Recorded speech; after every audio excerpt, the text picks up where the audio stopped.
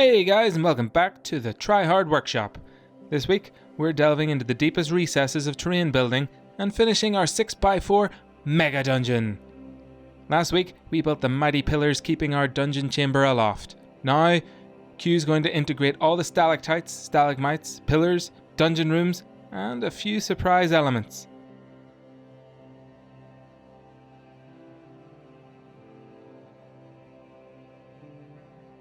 Caverns Part 2.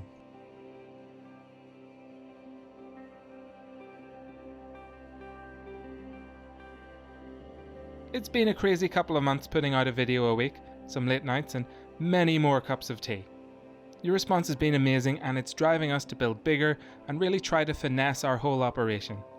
We'd really appreciate it if you subscribed and give us a look over the coming weeks. We're going to be really trying to push ourselves over the next couple of months with bigger builds, high value tutorials, and even better quality videos.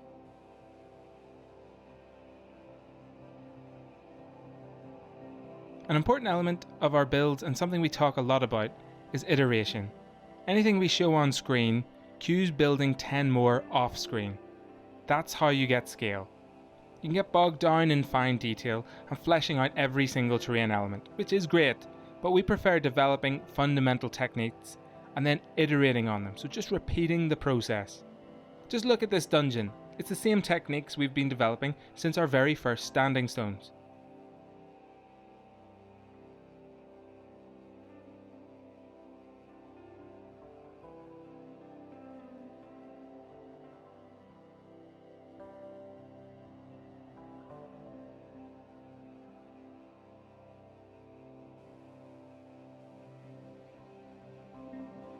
Once you can build, you have the idea, you can do any shapes. Like, think about Minecraft in that way. It's all basic rudimentary shapes, but if you put them in particular order, you can build really complex things out of them. You know?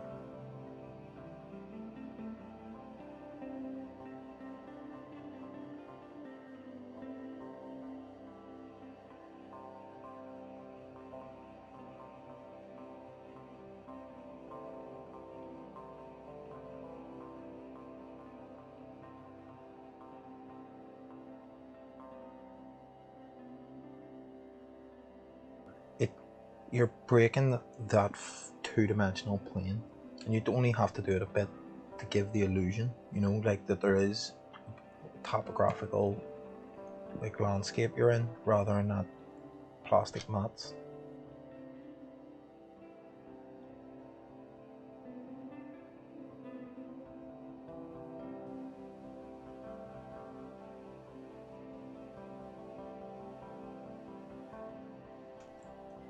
Good old hills.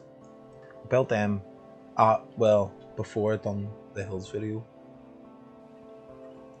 and then backed them on that hardboard after, with the plan of just flocking them.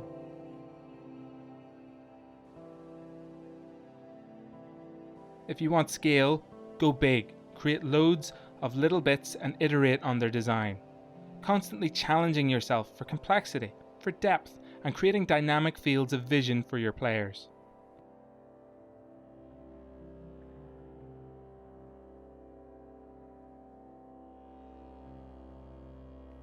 This goes back to a term we use a lot around the workshop: greebling, or guts on the outside. It was an idea that was popularised originally by Light and Magic, the special effects team for early Star Wars films. They described all the random structures that you see poking out of Star Destroyers and the Death Star, you know, like those little radar towers, the trenches, just random 3D shapes covered in guns. They call all that greebling. The random stuff that you put on your 3D object to make it look sci-fi. Greebling is about taking your core thematic concepts and iterating them in such a way that the viewer's imagination does the majority of the work for you. You create the power conduits and CO2 scrubbers in your own head. In this case, you create the dank tension of your dungeon by taking a core thematic concept and iterating it all over the relatively flat nature of your board. Speaking of iteration, let's see what Q can build out of those dungeon columns. Well, I loved him, and because he died, I thought I'd do a wee memorial to him in this build. This is an homage to MF Doom.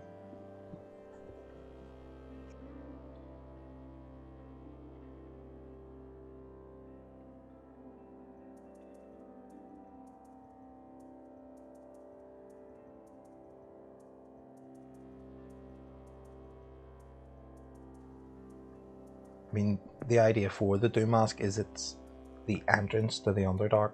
It's 2 layers beneath the ground, the dungeons being underground, then the caves being the deeper part, and then that's the transition to the Underdark, the land of the Fomorians.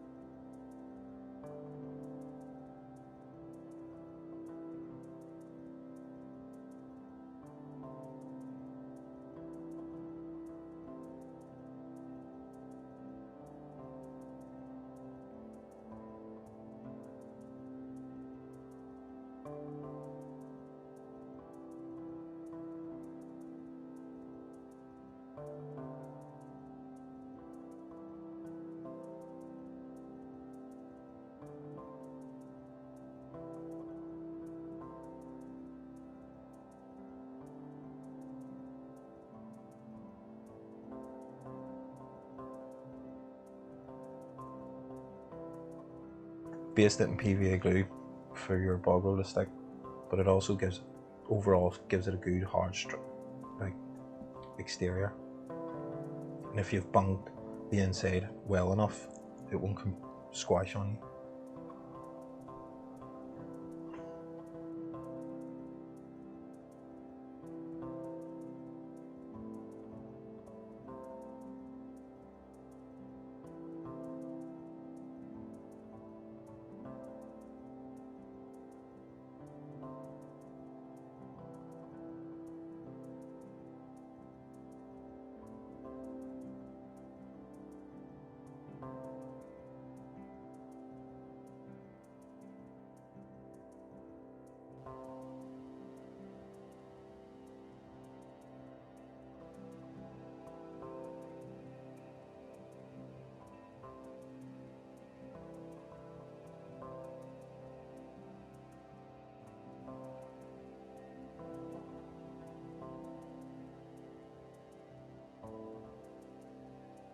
Another benefit of mass iteration is that you'll have loads of bits for scatter terrain, and this is a super simple technique, gathering your random bits, basing them together and blending the various bits.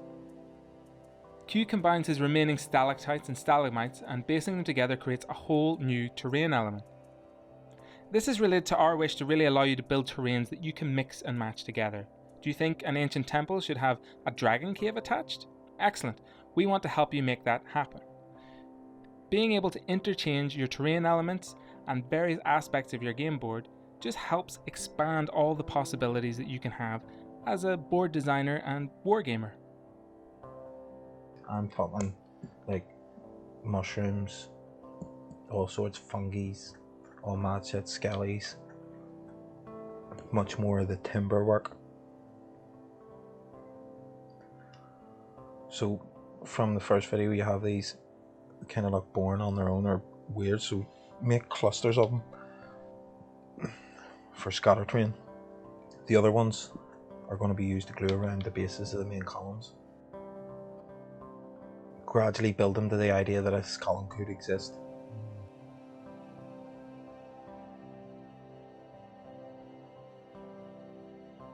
So once you've got them done, bit of polyfiller to rough up the flat texture. In hindsight, if you've got enough gravel, just gravel PVA and gravel the whole thing.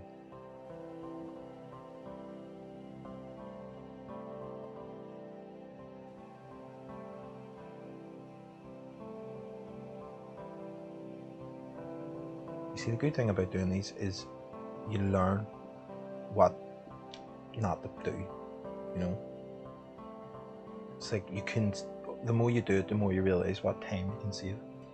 Once you've got them done, make a few more, and then leave some singles, you know, so you've got like clusters and singles to move about, so you can change up the board so it's not so stagnant after a few games. And you can go mad with this too.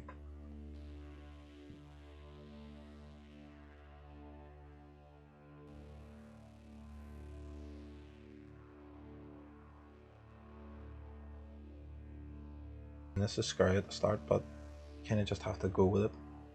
Break them up into groups for each column, spread them out, and just try and get an even balance of small, medium and larges, if you count the column as a large. You know, it's the same as the ceiling, you're just trying to break up the flat edges and try and make it a bit more of a dynamic setting or scenery.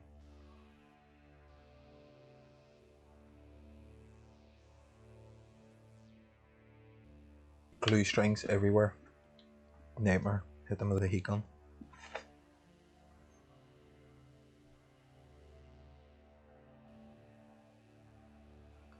They're really big scissors. Because if there would be any hand set, it would look like a column is really small, but it's not. Them scissors are giant. It's like Father Ted.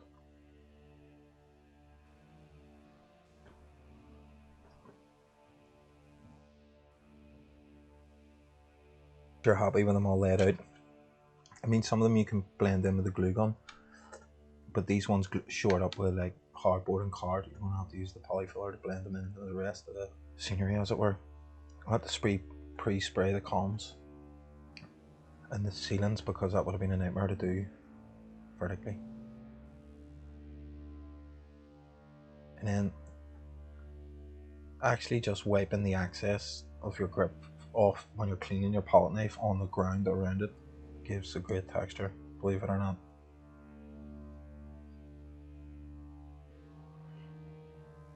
So there's a nice wee trick learned,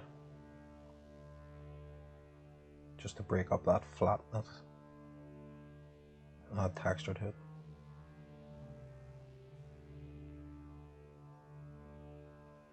Oh, these speed ups are great.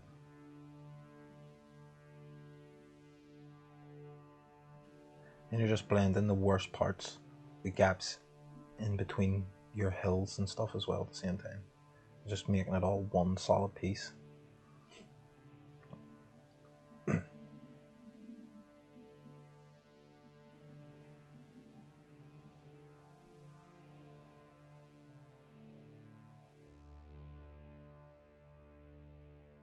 There's a workshop looking state. What's left of the dirt box? 2 layers, big stones and then small stones. Same in the great oak.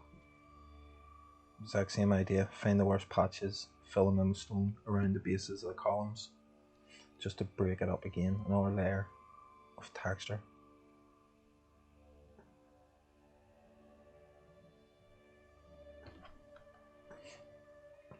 Then the smaller quarry dust. Quarry dust is amazing. It's already got a few layers in it, but it's a good blend of sizes of gravel. You're left with this really fine dust at the end, which is great for like the transition in between big stones, small stones, and then flat plains.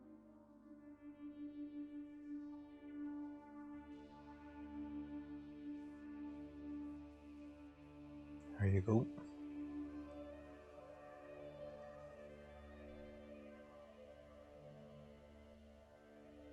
I think that's the new chair gimbal. Initially, the idea came from playing D&D with mates and not having any board to play on. It started off as the scatter terrain columns, then built a room out of them because they went together well. Corridors, they're not so great, but you have to make them much smaller to get your hands in between them. Then a mutual friend said about just doing them on different levels, as if you were like going down on deeper in the underground. And once I realised, or once we had decided that we were going to do that, you realise how tall they have to be because you have to get your arm under it. So I think they're all, the smallest one is 16 inches and the tallest one is 1.5 feet, I think, roughly. But you need enough space to be able to get your arms down, and considering there's stalagmites coming from the ceiling. But then it kind of grew from there. Plus the idea of eventually going to do Underdark, and then once after Underdark doing the Abyssal Plains. So you've got all these places to do, and then eventually going up into the sky. There's plenty, I'm not short of ideas. But then once the whole thing started to come together, it was like, how can we fit as much in a small space as possible? And kind of zigzag across and back down across yourself. You know? And then with the Furbolg lore stuff, it just kind of all fell into place.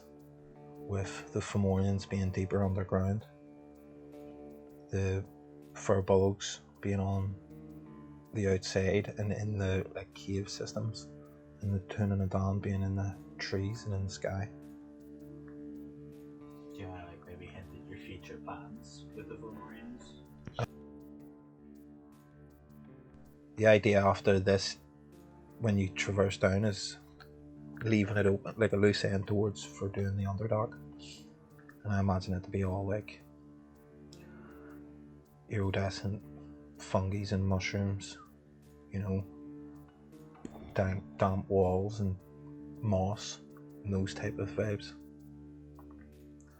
But it'll be definitely one to come back to. And like I said afterwards, the Abyssal Plain, you know, like a lava scape and those type of things. And then it going in the opposite direction, going upwards, doing the large branches of the trees, is like a terrain to traverse. And then like cloud cities, things like that there, or like Jack and the Beanstalk type thing, you know, where there's like, I mean, with the columns, the essential basic structures are, you just, instead of doing them like that there, you just do like ivy or vines wrapping up, you know, it can all be done. But the concept's already been proven with these. So it's just the exact same idea, but only you're changing out the columns for thick branches and ivy or whatever, and the platforms is large leaves and nooks and crannies in a large tree, you know, or the whole floating mountain city type things like in Avatar.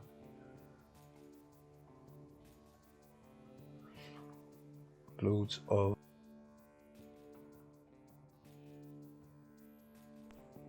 bits. The like connecting the rooms together was a bit more technical than first imagined. So it's a lot of back and forth. Once I got all the bits together, it's just making them up. This is just column structure.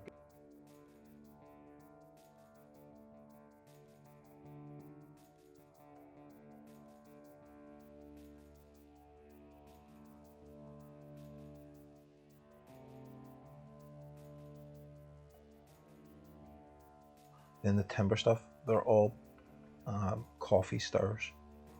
You just glue them together, just think like a joiner. Just basic timbers, and if you rake them with the back end of a scalpel, get loads of texture in them. Wire brush helps too.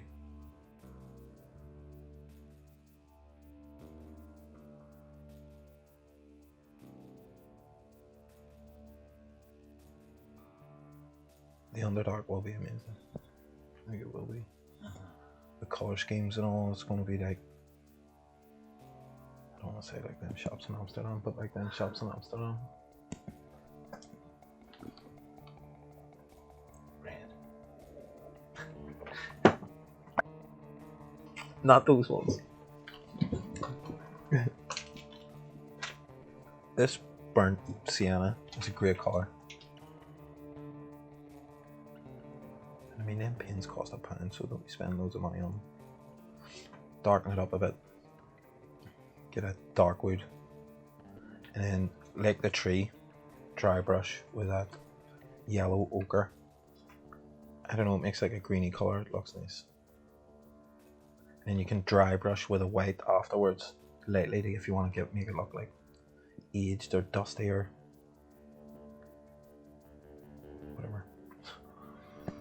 that's aged.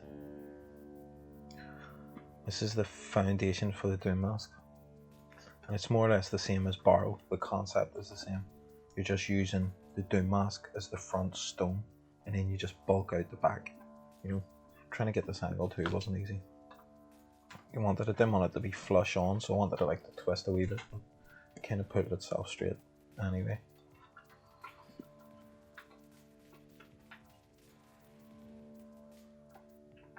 Mark a wee line. And just sure it up with a load of glue.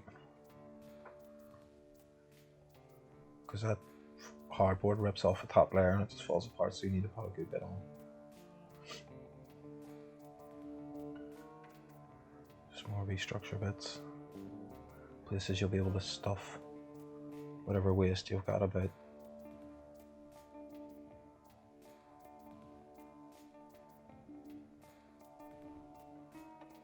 Here we're trying to make it like as if it's a stairwell going down. It sounds easier than it looks.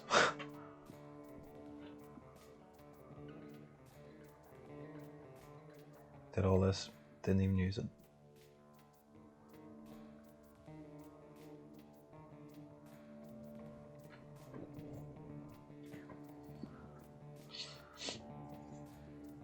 Build up sidewalls to kind of make it look like, I think a twisting corner helps, because then the fact that it just disappears is more believable, as if it's like the back wall on the far side.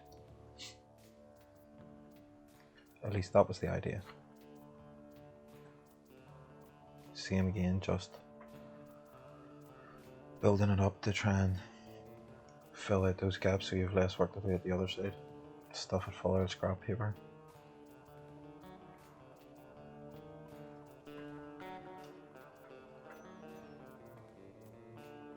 Starting to look like the Witch King here, which I suppose has its benefits too. And it gives me Planet of the Apes. Yeah, the Planet of the Apes. They're great. The whole watch Planet of the Apes. Then same technique, columns, black it out, then dab it with the burnt sienna, dry brush white. May as well do all the other bits at the same time when you've got the paint out. I really do just stipple this on, don't be trying to completely cover it. You want that some of them black bits to come through. Paint out the eyes. Dry brushed white, then that made up Wraithbone-esque. To try and blend it in. Go mad with the washes, because if you mess it up you can always dry brush the life out of it like I did. And they dry out a lot later than you think. Kind of binds everything together, so it kind of comes from the same place. Looks rough.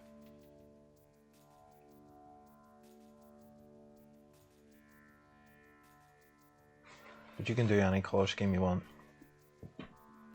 That's a wee reference. I didn't even notice, but it is Green Mountain Orange, and it wasn't intentional. Maybe it's subconscious. Could be happening. The fact that it's Irish isn't contentious on YouTube. It's only contentious here. Yeah. Then, good dry brush. But this is like the cheapest wall paint you can find. It dries really dusty and white, so be careful. Like, if you're going to dry brush it and your paint's good, then do it lightly. Some of the timbers all in. This is all the connection bits done. A few extra add-ons after, but more or less the guts of it done. All timbers painted up, dry brushed with that yellow ochre. Bam.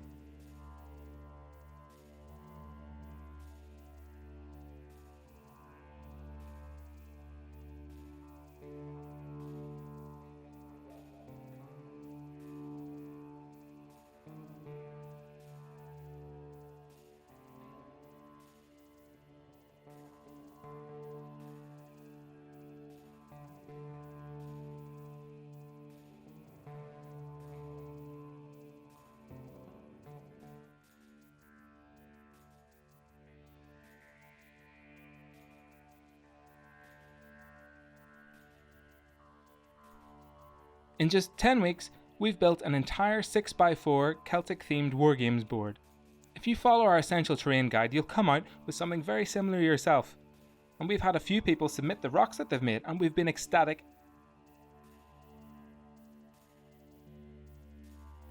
We're all so excited to see someone build a whole dungeon.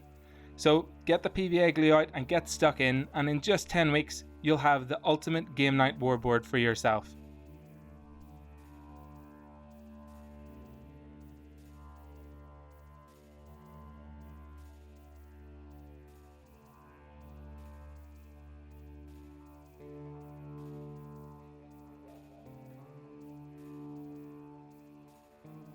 If you're new and enjoyed the video, be sure to check out our other videos, and until next time, try hard.